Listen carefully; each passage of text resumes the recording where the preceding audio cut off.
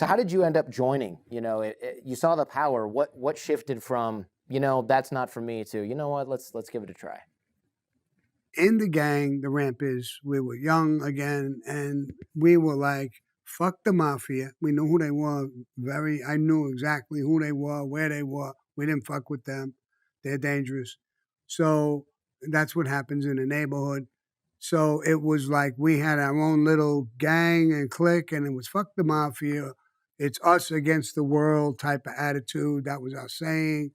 And when I hit 19 years old, I got drafted into the Army. The Vietnam War was raging on. It was 1964. So I got drafted. I went into the military for 2 years. When I got out, I was 21. I went right back into the rampants.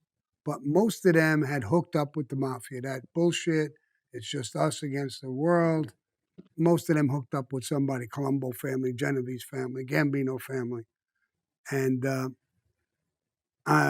neighborhood, you couldn't open up a card game or a club or a disco or anything without paying somebody something. So it was time to hook up. And a friend of mine, Tommy Spiro, his uncle, Shorty Spiro, was a heavyweight. They were in the first Gallo War. I knew who they were. And he wanted to see me. He made an appointment. I went and see him. And he had a good conversation with me. He was a good guy, ex-fighter, tough guy, pug, smashed nose. But he was good. He said, listen, Sammy, you got to hook up. You're a tough kid. You're in fights. You know what's going to happen. Someday you're going to hit the wrong guy. They're going to find you in the trunk. Mm-hmm. You come with me. You'll be part of a family. It's music to my ears. I'll never lie to you. I'll never backstab. Whatever I ask you to do, I've done, and I will do it with you. And I knew exactly what he was talking about. But I liked his pitch, and I shook his hand. And I was at 23, I was an associate in the Colombo family. So that's when I hooked up at the age of 23. Well, you're an associate. You don't join to get made. You don't ask to be made. Someone, like in my case, Tato, after years of being with him and all kinds of different situations, he proposes me to become a made member. Now, he's a captain. He brings this right up to the bosses. The books were closed from 1955 to 1975. So that means no more made guys. Nobody got made. Why did they lock it down? There was stories of people paid to get somebody made. They didn't really belong. They made mistakes. You have to earn what you are. Somebody's got to have that kind of an interest in you. And if you make somebody and you're making a major mistake, you can die for that. So they make sure that they know you, what you did, where you grew up, who your mother, father was, how you think, how you were when you got arrested. I mean, did you kill? Didn't you kill? For what reasons? All of these things. They take everything into consideration. So it opened up in 1975.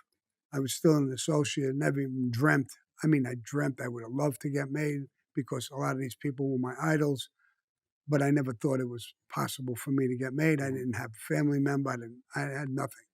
So Tato proposed me in 1976, and I finally went in and got made. One day he says, get dressed, suit, shirt, tie. We got to go to a meeting. No questions. We're going to go. And I went with his son was coming too. Me and his son got made the same day. And we went to this house. Eventually, there was 10 of us. Each guy went down one at a time. When he went down, he obviously got made. I was the last guy out of the 10 to go down. And I went down, and it was a little strange at first. Yeah. A guy went down. He never came back. I even joked with Charlie, but I kind of knew what was going on at that point. I didn't know when I first went there that day, but I started understanding. So I told Charlie, I said, bro, nobody comes back. Who goes downstairs? Nobody comes back. What do you think? He said, no, we'll be all right. The father must have told him what was going on. They didn't tell me. But anyway, I went down. There was Paul Castellano standing there.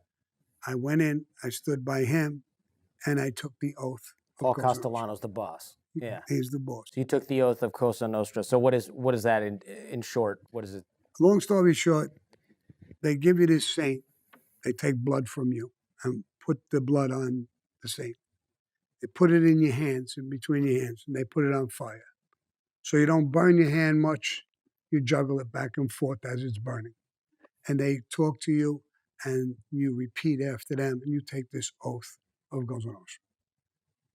At the end of that ceremony, you're a made guy in the mafia. And you go around the table, you meet everybody, and there's either a made guy or a captain or the boss, the underboss, the consigliere, then all the captains. And the guys who went down before me were sitting at that table. They were now made members.